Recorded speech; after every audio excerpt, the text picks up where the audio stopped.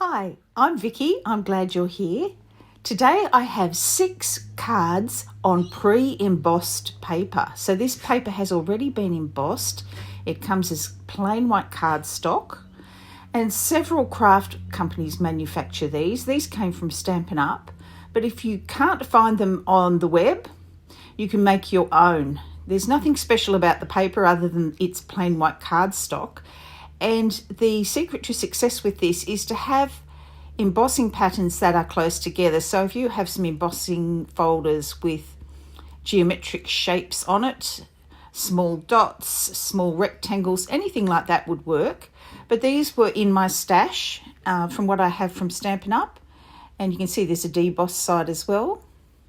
But I'm going to create 6 cards, and I'm going to be colouring them using Distress Oxide inks. And I would say these cards are more towards the abstract, more towards masculine, more towards teenage type cards. I thought it would be nice to have a break from my watercolour florals and do something a bit different. So there's the Distress Mister. And I keep all my Distress Oxide inks in this container I bought from Kmart. It's meant for your refrigerator, but it is the perfect size for Distress Oxide cubes. I'll be showing you all the colours as we go, and if you're wondering about this craft mat, it is a fabulous craft mat made from silicone, and it comes from waffle flour, and I love it for this sort of application. So it's going to be fairly self-explanatory. I'm going to be colouring each of the card fronts with a combination of Distress Oxide inks. And you'll see me do that with each of the cards, and making sure you spritz them first, and then you dive right in and start your cards straight directly onto your craft surface. So you want to have either a silicone cooking sheet or one of these lovely craft mats to do this on. It makes it easier for cleanup. And all I'm really doing is just, as you can see, pouncing it into the craft mat in various spots and picking up the ink. So as you see the rest of the cards come together, I thought I might pop on some music, and I'll catch you back at the end of the video.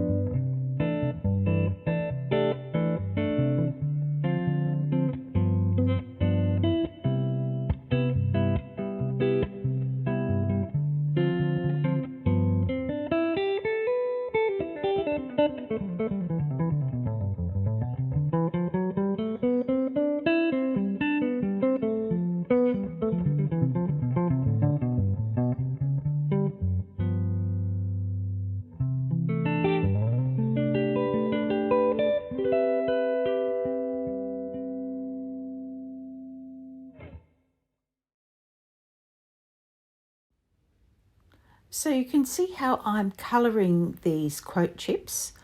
I am just using one of the same colours that I've used on each of the card fronts. And this wide brush has come in really handy. It's about the right width. It's hard to say. The right width for the little quote chips, and it's a flat brush, so it works out quite well.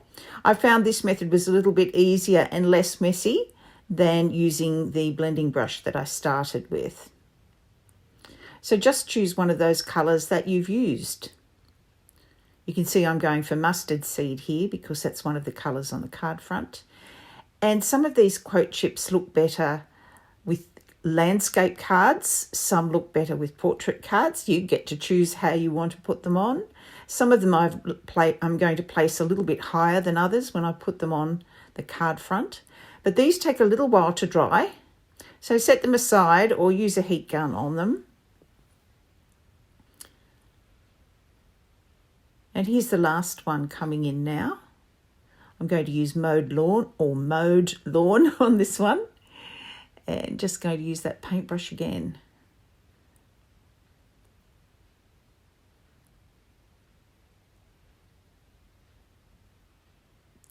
So because this is regular card stock, it's not watercolour card stock, when you're doing this technique, don't wet the card itself, just wet the ink on the craft mat with a little bit of water from your damp brush.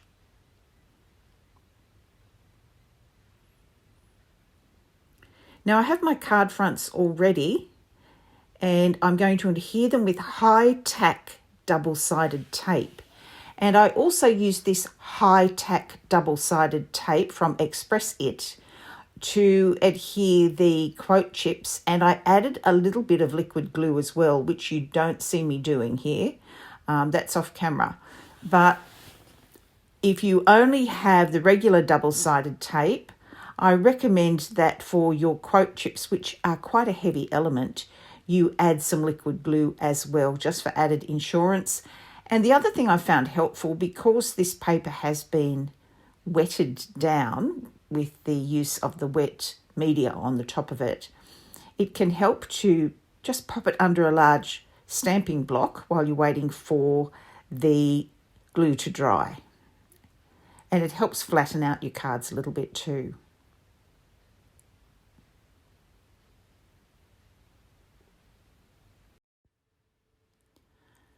It's good to get a lot of cards done at once and have them ready to give out. I generally make my cards in bulk wherever I possibly can, and I'm always looking for new techniques to try.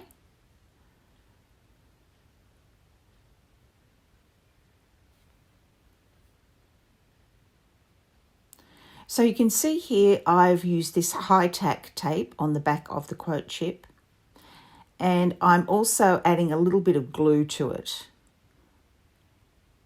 because the first time I tried adhering this, it adhered for a little while and then it was starting to pop off after a few hours. So I would suggest you add your liquid glue once you've peeled off the backing strip.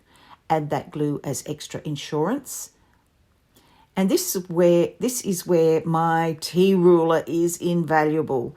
If I was to have one tool that I could use for card making that I would recommend to everybody, it would be the T-square ruler. I wish I had had this years ago, particularly because I film my videos standing up. It's very hard to get a straight line without some sort of assistance when you're trying to, put your head over the card without putting your head in the shot. So this T-square ruler, I bought these probably about 6 months ago. I bought 2 of them, and they've been invaluable for all of my art.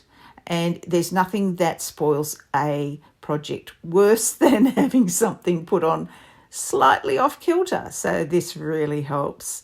And these tea rulers are not expensive. I bought 2 of them on Amazon for, I think, under $20. So I highly recommend them. And this is the perfect application for using them.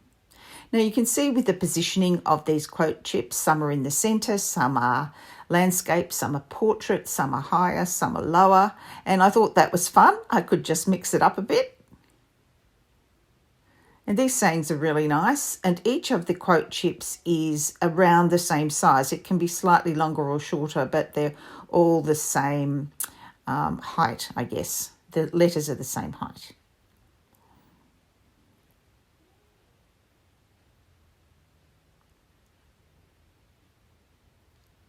So I hope you're enjoying the videos that I've been putting out lately. I am doing a lot of watercolour floral videos at the moment because that's where I'm at with my own art practice and my own paintings that I've been doing. And I like having your feedback on what you might like me to put up next. So if you have some ideas, leave it in the comments for me. So here they are finished. Live in the moment. Creativity takes courage. Trust your heart.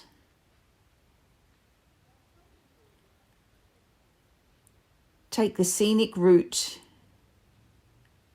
Today is full of possibilities.